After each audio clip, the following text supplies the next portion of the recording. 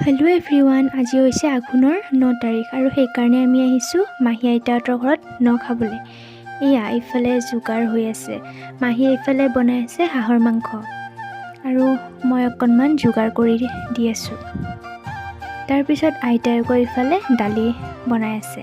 এয়া মা আৰু দেউতাই বাহিৰতে লাই আৰু গাহৰি বনাবলৈ বুলি যোগাৰ কৰি আছে।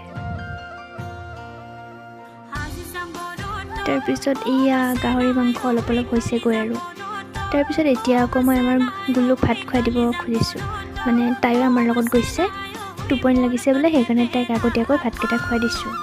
তাৰপিছত এয়া আইতাই খোৱাৰ প্ৰসাদ ওলাইছে। তাৰপিছত এতিয়া আমি খোৱা আৰম্ভ কৰিলোঁ। এইজনী মোৰ মাহী, তাৰপিছত এয়া এজনী মাহী, তাৰপিছত মাহঁতে এনেই ৰখি আছে। আমাৰ সকলোৰে ভাত খোৱা হৈ গ'ল। ইফালে জেঠী, মাহী আৰু দেউতাই বাহিৰতে বহি আছে। আৰু আজি মিনি ভ্লগটো ইমানেই আছিল।